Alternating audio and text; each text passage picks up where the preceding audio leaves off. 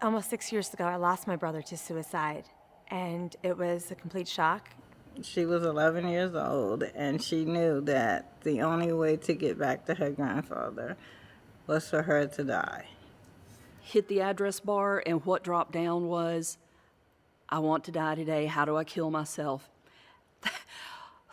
We received a phone call at dinner while we were out. It was Valentine's Day.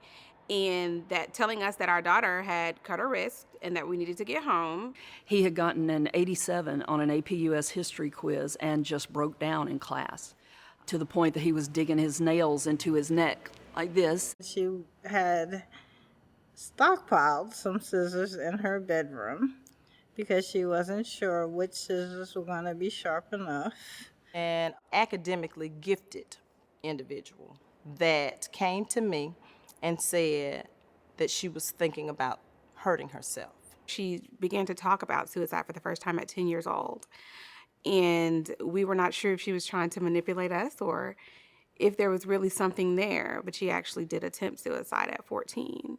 Yeah, we've had children 6 years old commit suicide.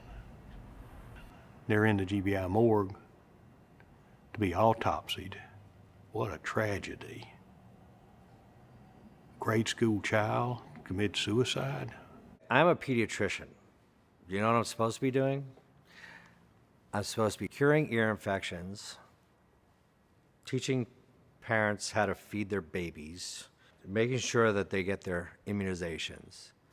I saw 4 new kids last week that I diagnosed with an anxiety disorder. 4. I've actually had someone in my life say to me, they don't believe in mental health issues, that you can just deal with it, just snap out of it. And that's not how it goes. It just isn't. The attempted suicides are quadruple of the actual deaths. We know this from the data we get from hospital admissions. This is not a new problem. Why are they not talking about it in the schools? Why aren't the kids able to talk about it? The counselors. So we're trying to pull kids out of the water when they're already drowning. Wouldn't it be easier to keep them from falling in?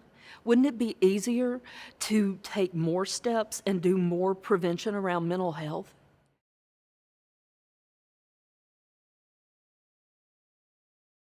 And the statistics are crazy, like for parents who don't check on their kids' mental health because they're too busy with their careers, or they're too busy with their other children, or they're too busy with everything else they have to do in life. I don't think it's an inconvenience as far as the parents. I think it's more of a, how do I add something else to my plate? How do I explain this one to my boss that today I need another day off? We all get busy. We have so much going on all the time that a lot of times we just ignore some signs when our kids are hurting. It's not like they did it on purpose. They're just parents, so they're trying to make a living for us. We know that they love us, but sometimes they just don't show it, so we have to push them to show it to us. You know, you're trying to tell them what's up or what's wrong, what's going on in your life, and either they're just not understanding it and then they can't help, or they're really just not there. We think that what could 3rd and 4th graders be struggling with so much? You know, what is so stressful? But today, 3rd and 4th graders are growing up in a different world than we grew up. Especially with everybody's focus being on social media and what you see and what you don't see. And there's just so much stress. I was always being told, it's not that serious, or you're being dramatic, get over it. I had my parents, every time I'd be like, I'm upset or I feel like I'm not worth it, they'd be like, oh, you don't feel that way. And then I'd tell them straight up, I'd be like, you're not me, you don't know how I feel. A lot of adults just see us as immature and that we're just looking for attention. And we're really not. We have problems and we're trying to speak out. It is hard to tell an adult that they're being disrespectful. I don't think you're ever presented with the opportunity, so there is no waiting for the right time. Lack of trusting your kids, like not trying to trust them, it's like a horrible feeling to a child. They could be giving their all into something, trying to prove themselves to you, and you're just bringing them down by not trusting them and just listening to them.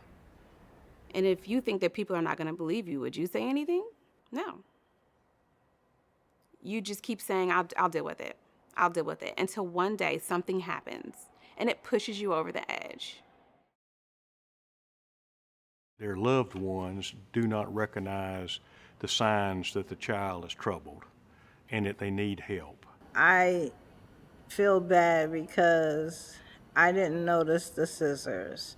I didn't notice the plan. I didn't notice the change in the behavior because I was wrapped up in my own feelings. She would say, I don't like living.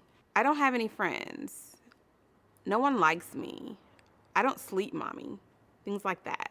And she told me, she said, tonight I'm going to kill myself so that I can go and spend the rest of my life with Grandpa, and you and Kiana can spend the rest of your life here. To mention suicide, a lot of times people think, oh, they're just saying it for attention. It's not the sort of thing that people say for attention. They might cry, they might whine, they might pout, but when people start talking about harming themselves, doing danger to themselves, that's a red flag, and we can't ignore the signs. I think the important thing is the shutdown, where they just stop wanting to do things. You know, a lot of the stories you'll hear is the kids that come home and they're in their bedroom. They come out for dinner, perhaps, they go back to their bedroom. They don't seem to have a lot of friends. They don't want to talk. Sometimes when our kids are sick, whether it's physically or mentally, they don't know that there's something wrong because that's their normal. This is how they're used to feeling. And one thing I realized with my daughter, and she even verbalizes it to my husband and I at one point, I thought that you should know. Why didn't you know? And we're like, well, you didn't say anything. And then there are those that can really fool you because they are seemingly happy. They have a lot of friends. But there are times when they sort of stay to themselves, and you can ask them how their day is, and they'll either melt down or they're just not in the mood to talk about it. Peer-to-peer is one of the best ways to find the warning signs that a friend may be struggling with or dealing with. And it's having our peers become educated on those warning signs so they can recognize some of the struggles in their peers. They can tell when they have an off day. They can tell when something's not right. I didn't know about protective factors and resilience. I was a teacher back then and a school administrator. I didn't know these things. But had he not had a friend who went to a trusted adult, to someone they trusted, and she trusted me enough as a parent to call me and say, something's wrong. Nobody tried to figure out what it was, just something's wrong. Had those things not fallen into place, we would have had a different outcome, there's no doubt, because he had a plan. For grown-ups, the best thing you can do is just bite your tongue so you can listen to them and understand them better. Don't interrupt, just let them talk. These kids don't want advice. They just want to be heard. That's it. They just want to know that you're listening. Adults need to listen more to kids, even if it's something dumb that you might think that is. Try to listen to those children because they're in need of help. Some adults will yell and scream at you. I mean, some people are even abusive to their kids, which is not okay. I mean, it can really hurt a kid what you say, because the kids are very easily influenced. Kids are like emotional sponges, and so they absorb what's around them. So if they're watching their parents and they are not interacting in a positive way, or there's a lot of arguing or violence even in the home, kids are absorbing that. We have kids who they don't trust any adults, and for very good reason. No adult has ever given them a reason to trust. But we can become those people. You just have to show them over and over and over. Just hear what's on their mind and just empower them. You don't always have to give them the answers. They're not looking for the answers sometimes. They just want to be empowered and to be heard. Being able to actually sit there and express your emotions or feel safe in that environment, that they're not going to go and you get in trouble, actually really helps. If you want to come cry, come to our morgue and look at the children in there. It's hard on the doctors and the staff and everyone dealing with the issues, but look at the families, my goodness, devastated. I couldn't imagine if I'd have come home and my daughter wasn't there. If she was gone, it would be too much. He was safe when he was at the hospital. He was safe when he was at day treatment. The hard part was feeling safe again. It was hard to feel safe. We fuss about our children's shoes being by the door. And I had to stop because one day something may happen to her and I'm going to wish that those shoes were by the door. What gets me now after 6 years is thinking there's no new memories. I'll look back at photo albums and pictures, and I'm like, that's it. That's the last, memory I have of him, and there's nothing new, and there never will be nothing new. What I have of him is what I have, and that's not enough. It's not. 2 million kids last year attempted suicide. 2 million between the age of 15 and 2 million. My God, what is happening?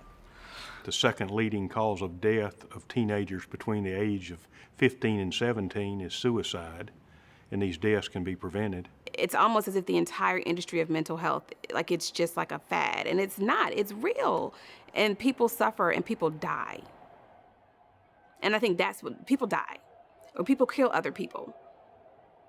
And that's something that we struggle with as a family. Is like, we have to support her because God forbid she goes out in the world and she does something to act out because she didn't get the love and the support that she needed from us at home. No, it's our job to make sure that this is taken care of. After the fact of my brother taking his life, seeing his undiagnosed and untreated mental health, the silence that he struggled, the pain that he went through was something that he bared to himself. Sometimes that we need somebody in our life to help us through every day. Everyone asks, why? Why did this happen? And many times there's not answers, but we know that with intervention, the suicide can be prevented. That's what we want to do. One more time. It's a whole lot easier to keep them from falling in the water than to keep fishing them out because you can't grab everybody. But if we create a strong enough safety net, we can help most of them.